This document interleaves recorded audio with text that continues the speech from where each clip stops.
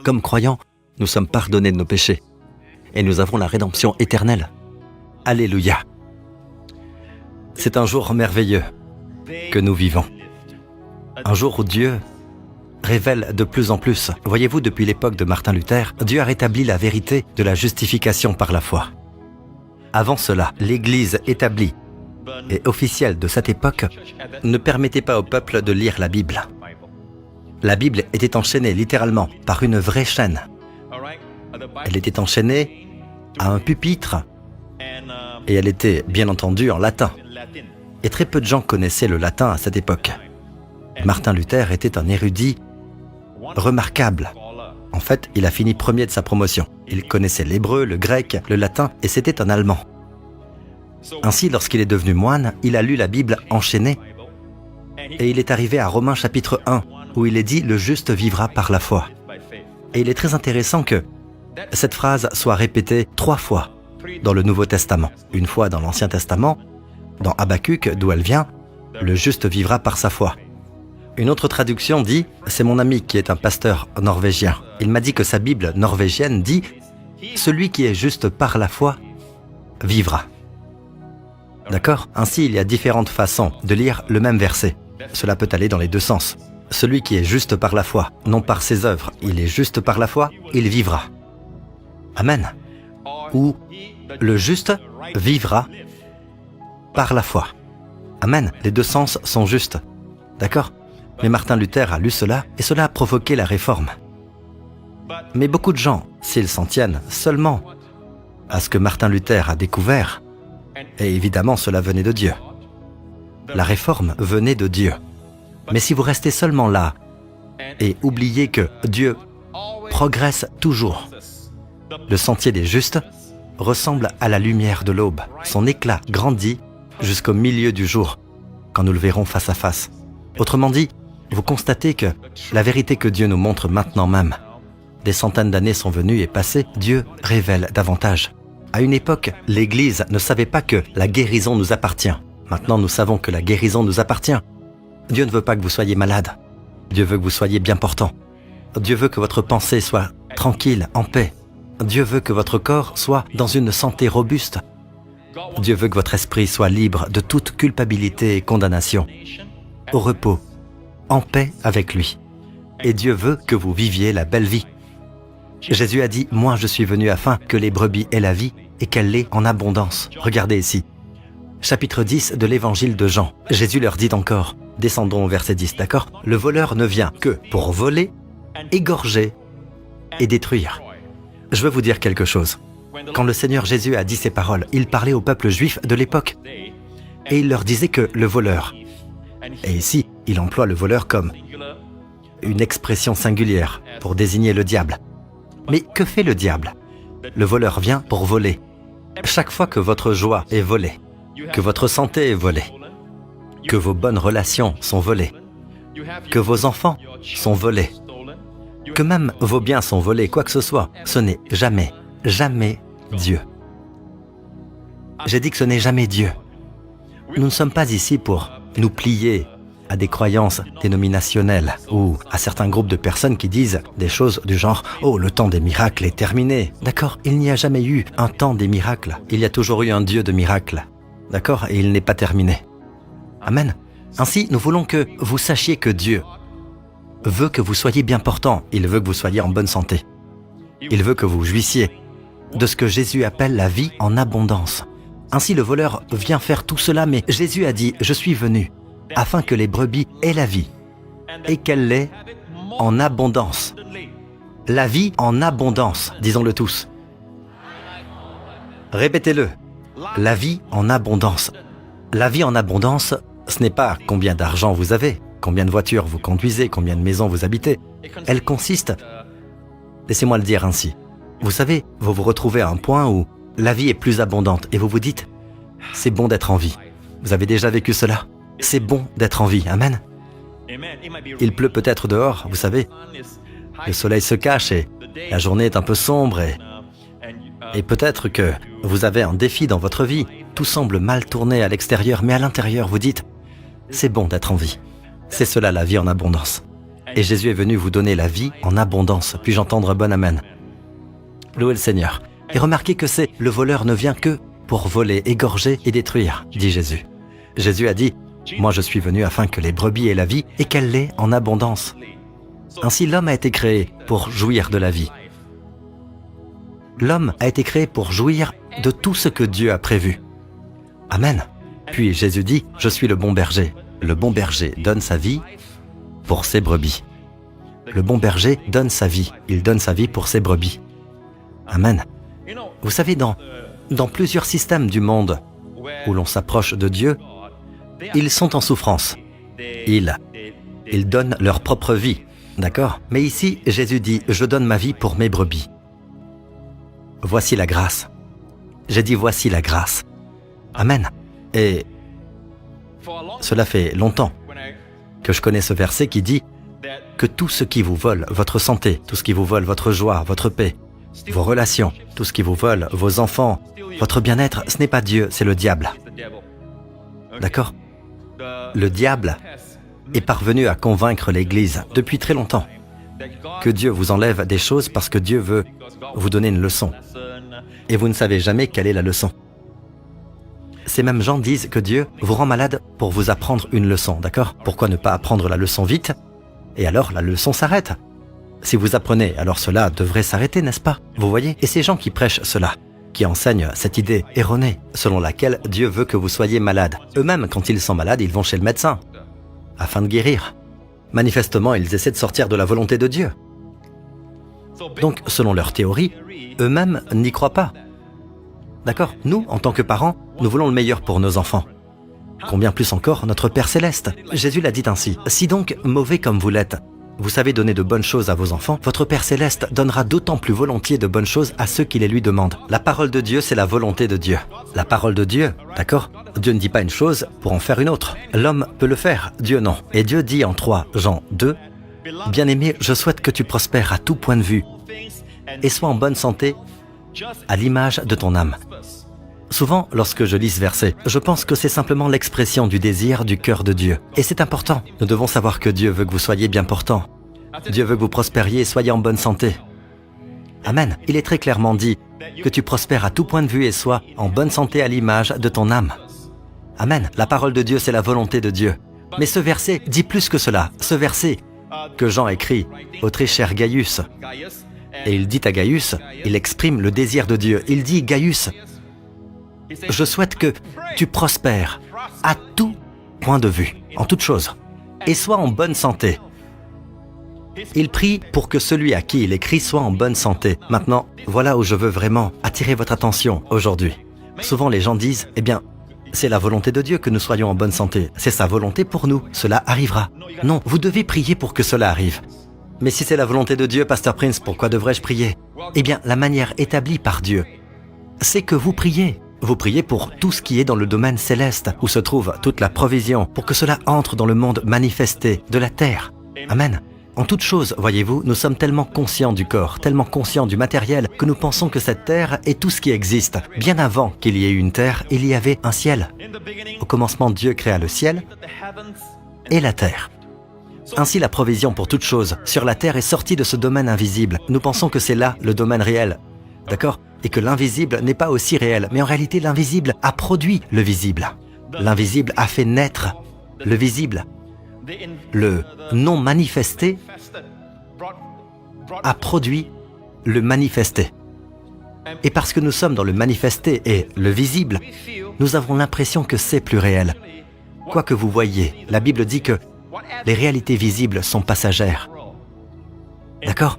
Et les invisibles sont éternels.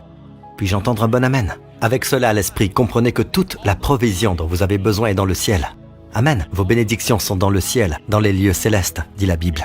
Mais vous devez prier pour que cela se manifeste. Il existe un enseignement selon lequel, si c'est la volonté de Dieu, vous n'avez pas besoin de prier. Cela se manifestera. Mais ce n'est pas vrai, car ici il est dit « Bien-aimé, je souhaite ». Et le mot « souhaite » ici, « eukomai », signifie littéralement le mot « prier ». Je souhaite que tu prospères à tout point de vue et sois en bonne santé, à l'image de ton âme. Quand avez-vous prié la dernière fois pour votre petite fille afin qu'elle soit en bonne santé? À quand remonte la dernière fois que vous avez prié pour votre mari, pour sa santé? C'était quand la dernière fois que vous avez prié pour vous-même, afin que vous prospériez et soyez en bonne santé? Et pourtant la Bible dit que nous devons prier pour que ces choses arrivent. Et là encore, les gens disent, eh bien Pasteur Prince, si c'est la volonté de Dieu, pourquoi prier? Dieu sait, et c'est la volonté de Dieu. Si c'est la volonté de Dieu, il suffit, selon moi, de remercier Dieu et simplement tout prendre par la foi. Non mes amis, écoutez, il y a une relation impliquée. Je veux vous parler d'une histoire dans l'Ancien Testament. Celle des enfants d'Israël. Et juste avant qu'ils ne soient en captivité à Babylone, le roi de Babylone à cette époque, vous le savez tous par vos livres d'histoire, c'était le roi Nabuchodonosor. Et il est venu en Israël et il a emmené les enfants d'Israël en captivité. Ils ont été en esclavage pendant de nombreuses années. Nous verrons tout à l'heure combien de temps ils y sont restés, d'accord? Avant que cela n'arrive, Dieu leur a dit encore et encore, n'adorez pas les idoles, n'adorez pas d'autres dieux, je suis votre protection. Je le suis. Voyez-vous, mes amis, sans la protection de Dieu, même l'air que vous respirez, vous ne savez pas quelle sorte d'air c'est. Sans la protection de Dieu, peu importe votre intelligence, vos doctorats, vous ne pouvez pas être au bon endroit, au bon moment. Seul Dieu peut faire cela pour vous. Nous dépendons tellement de Dieu. Nous n'avons pas besoin de plus de preuves venant de la vie, de la nature, de la terre elle-même, pour savoir que le prochain train ou le prochain avion dans lequel vous montez pourrait être le dernier. Pas besoin de preuves pour savoir cela. Nous savons qu'il y a beaucoup d'insécurité dans le monde. Nous avons besoin de Dieu. Et seul Dieu peut être celui qui vous place au bon endroit au bon moment. Amen. Mais Dieu ne vous imposera pas ses bénédictions. Dieu ne vous imposera pas son salut. Dieu ne vous imposera pas sa santé. Il ne vous imposera pas sa bonté. Si Dieu pouvait vous forcer à prendre ce qu'il veut que vous preniez, la terre ne serait pas déchue aujourd'hui. Dieu aurait arrêté le tout premier homme avant qu'il ne touche au fruit que Dieu lui avait interdit. Amen. Et pourquoi cet arbre était-il là? Parce que cet arbre doit être là, car Dieu a donné à l'homme un libre choix. Si tout sur la terre est bon, et qu'il n'y a rien de mauvais pour l'homme, alors il n'y a plus d'exercice du libre choix. Si tout est bon, ce n'est qu'un mirage, ce n'est qu'une apparence. Car si tout ce qui entoure l'homme est bon, il ne peut pas exercer son choix, il n'y a rien qui ne soit pas bon. Alors Dieu devait placer là un arbre qui n'est pas bon pour l'homme, afin que l'homme exerce son libre choix et dise « Dieu, parce que je t'aime, je ne mangerai pas de cet arbre ». Et l'homme a échoué. Vous comprenez donc? À cause de cet échec. Avant cela, il n'y avait pas de vieillissement, il n'y avait pas de maladie, il n'y avait pas d'infirmité, il n'y avait pas de stress, il n'y avait pas de mort. Mais après cela, tout cela est venu sur l'humanité. Cela ne change toujours pas le fait que ce n'est pas le désir de Dieu pour l'homme. Dieu voulait que l'homme vive pour toujours, toujours jeune, toujours fort, toujours en bonne santé, d'accord? Vous dites, eh bien, Pasteur Prince, je ne crois pas au péché ni à tout cela. Croyez-vous à la mort? Êtes-vous allé à un enterrement récemment? Êtes-vous passé devant un enterrement récemment? Question, pourquoi y a-t-il des enterrements? Pourquoi y a-t-il la mort? Et pouvez-vous accepter la mort? Honnêtement, au plus profond de votre cœur, si vous êtes vraiment honnête, pouvez-vous accepter la mort comme quelque chose qui fait partie de l'homme? Non, personne de sensé ne dira oui. Quelque chose en nous dit que nous ne sommes pas faits pour vivre ainsi. Nous ne sommes pas censés mourir. Et savez-vous qui pense ainsi? Dieu. Le verset le plus court de la Bible est « Jésus pleura ». Et l'endroit où vous le trouvez, c'est lorsqu'il s'est rendu aux funérailles de Lazare.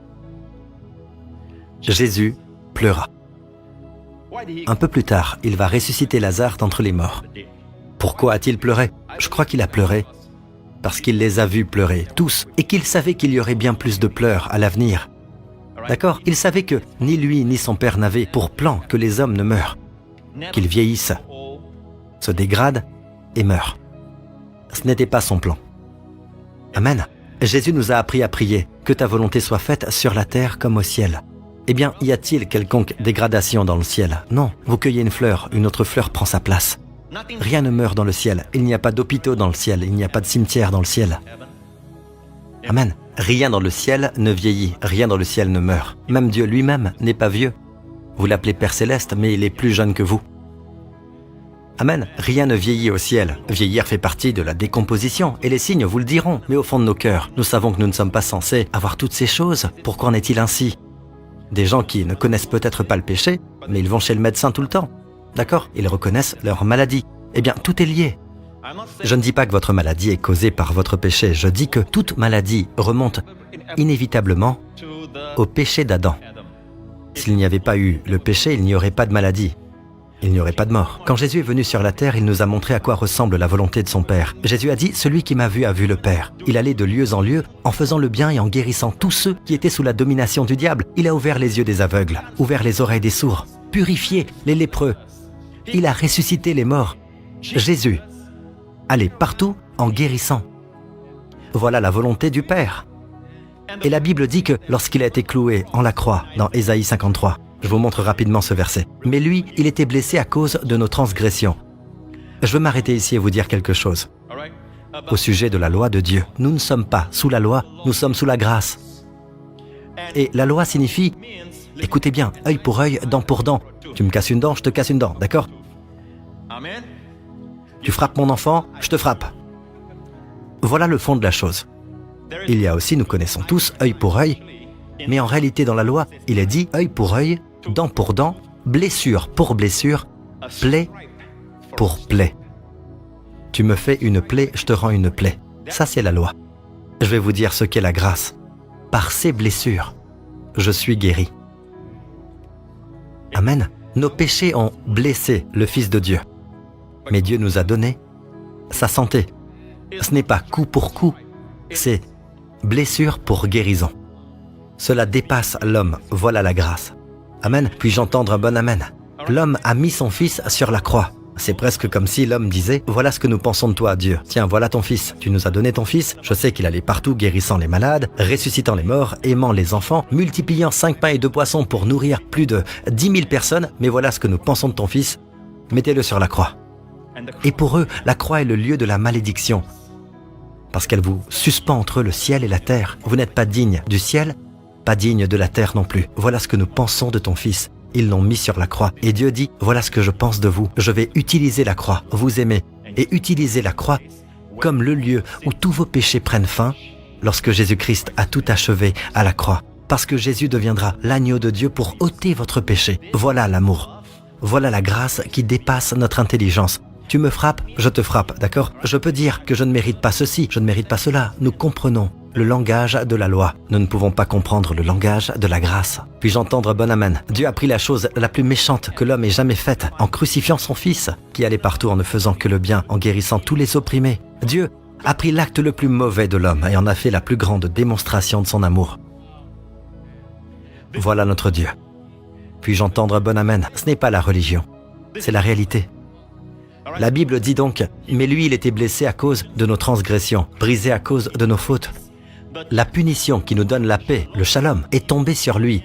Et c'est par ses blessures que nous sommes guéris.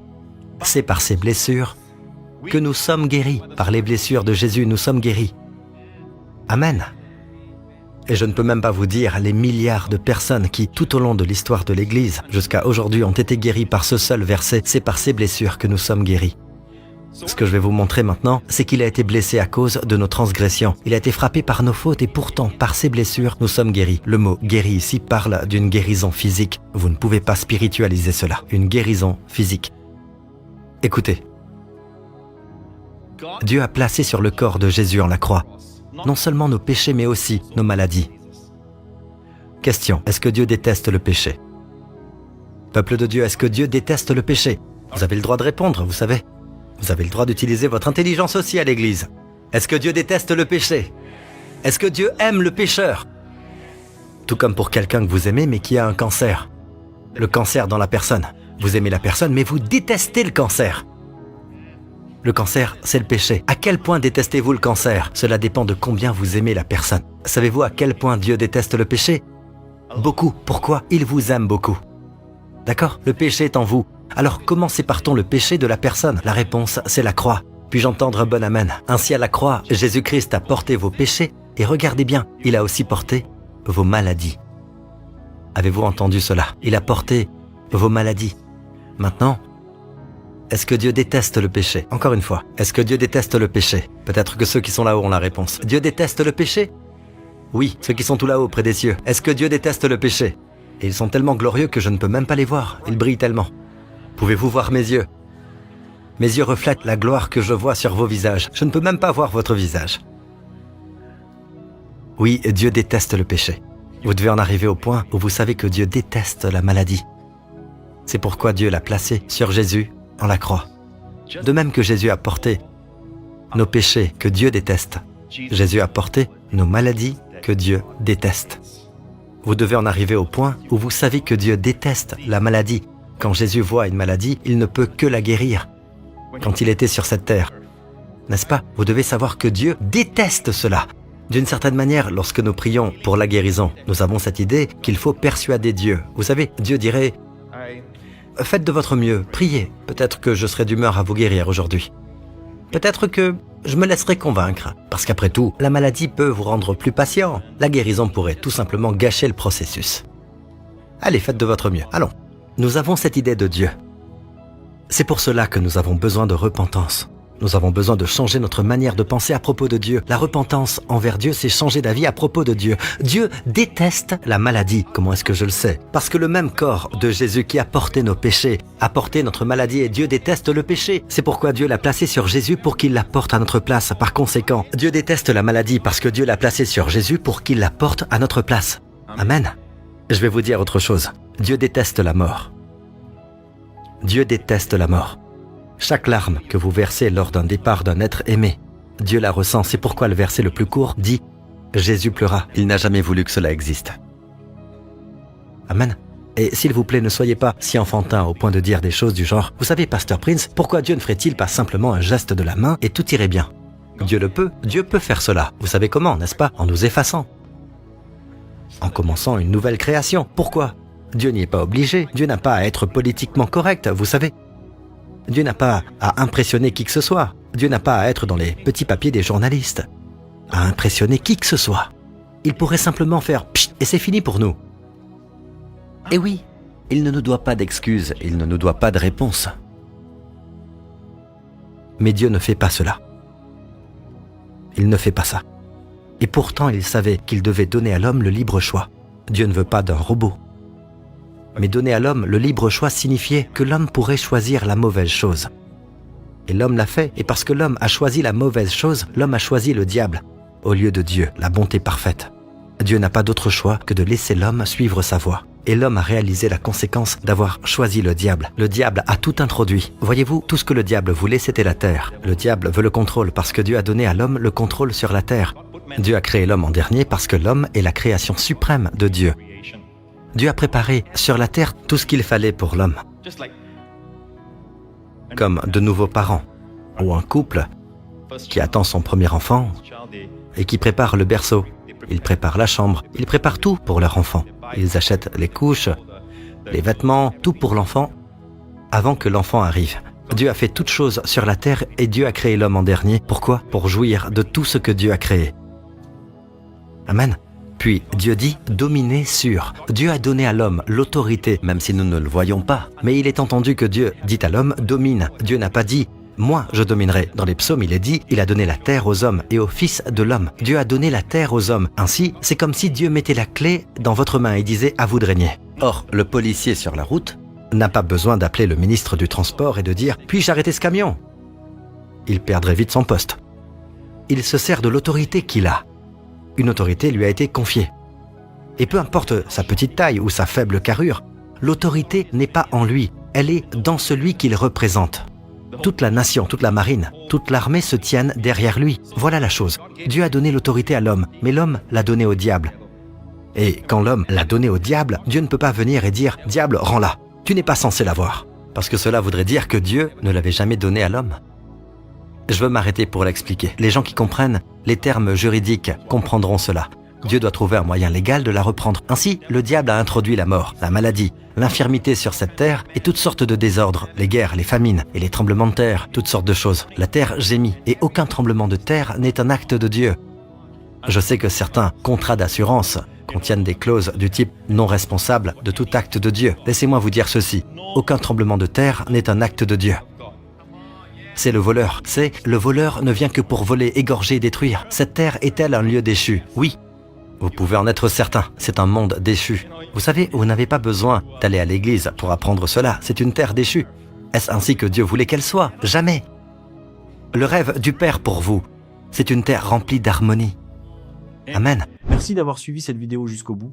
J'espère que ces mots ont pu trouver un écho en vous. N'oubliez pas que chaque jour est une nouvelle opportunité de grandir et de faire mieux. Prenez soin de vous et à très bientôt. C'est sur ces mots que je vous laisse. Que la paix soit sur vous et que ce message vous accompagne dans votre cheminement personnel. On se retrouve très vite pour une prochaine vidéo. Soyez bénis. Pour ceux qui le souhaitent, j'aimerais finir par un moment de recueillement. Seigneur, je viens devant toi avec un cœur humble. Je reconnais mes erreurs, mes paroles déplacées et mes actions qui ont pu blesser ou m'éloigner de ta lumière. Je te demande sincèrement pardon. Purifie mon cœur, fortifie ma volonté de ne plus recommencer et guide mes pas sur le chemin de la droiture. Amen.